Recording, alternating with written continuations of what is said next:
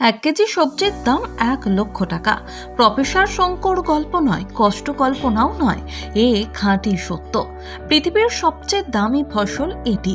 নাম হুপশুট। মূলত ইউরোপ আমেরিকায় ফলে। ভারতে প্রথম পা রাখছে এক পড়াশোনা করা হাইটেক দেশি কৃষকের হাত ধরে। আপাতত এটাই সম্বল, তবে এর গুণ কিন্তু অনেক। জানা গিয়েছে ক্যান্সারের কোষ মারে এই ফসল। বিশ্বের সবচেয়ে দামি ফসল এবার ভারতে বিশ্বের সবথেকে ব্যয়বহুল ফসল হিসেবে পরিচিত হুপশুট এবার ফলানো হচ্ছে ভারতে। নেপথ্যে বিহারের ঔরঙ্গাবাদ জেলার করমডিহি গ্রামের কৃষক অমরেশ সিং 2012 সালে হাজারিবাগের সেন্ট কলম্বাস কলেজ থেকে ইন্টারমিডিয়েট পাশ করার পর হুপশুট চাষকেই নিজের পেশা হিসেবে বেছে নিয়েছেন অমরেশ।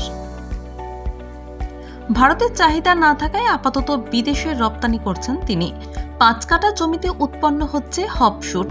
শেষ 7 বছর ধরে বহু পরীক্ষা নিরীক্ষার মাধ্যমে হপশুট চাষ করার শপথ নিয়েছেন বিহারের এই কৃষক। নিজের মাত্র 5 কাঠা জমিতে বর্তমানে হপশুটস ফলাচ্ছেন তিনি। তাতে লাভও হচ্ছে বেশ ভালো।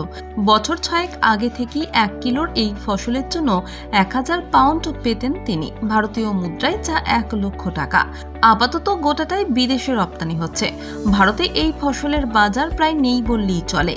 বিদেশ থেকে যেটুকু অর্ডার আসে তার ভিত্তিতেই চাষাবাদ। তবে বর্তমানে বেশ কিছু ল্যাবরেটরি হপশুটের গুণের কথা জানতে পেরে এটা জোগাড় করার তালে রয়েছে। ফলে আরও চাষ বাড়তে পারে বলে মনে করা হচ্ছে। তবে আর কেউ এখানে চাষে এগিয়ে আসেনি। কেন এত দাম এই ফসলের? পারতপক্ষে এই গাছের ফুল, ফল, কাণ্ড, মূল সবটাই ব্যবহৃত হয় ভিন্ন ভিন্ন ক্ষেত্রে। সাধারণ খাদ্য হিসেবে ব্যবহারের পাশাপাশি তা থেকে তৈরি হয় বিয়ার। অন্যদিকে এর নির্যাস থেকে বানানো হয় ক্যান্সার, যক্ষ্মা, অনিদ্রা, মানসিক বিভিন্ন রোগের ওষুধ। কখনো ত্বকের ঔজ্জ্বল্য বজায় রাখতেও ইউরোপীয়রা ব্যবহার করেন এর রস। এর জন্যই দামের নিরিখে বাকি সকল সবজির তুলনায় আকাশ ছোঁয়া হপশুট। ইউরোপে এর ব্যাপক চাষ 11 শতকে প্রথম আবিষ্কার হয়েছিল এর ভেষজ গুণ। এরপর ইউরোপের বেশ কিছু দেশে জনপ্রিয় হয়ে ওঠে হপশুটস। বর্তমানে রাশিয়া, জার্মানি, ব্রিটেন, ফ্রান্স ইত্যাদি পশ্চিমের দেশগুলিতেই মূলত চাষ হয় এই ফসলের। তবে অমরেশ বাবুর হাত ধরেই এই ফসল পা রেখেছে ভারতের মাটিতেও। বিপণনে জোর অমরেশের। বারাণসীর জাতীয় উদ্ভিদ গবেষণা ইনস্টিটিউটে রীতিমতো গবেষণা চলছে এই ফসলের ফলন নিয়ে। হিমাচলে এর চাষ আগে হলেও বাজারের অভাবে বন্ধ হয়ে গিয়েছে বিগত কয়েক বছর আগে।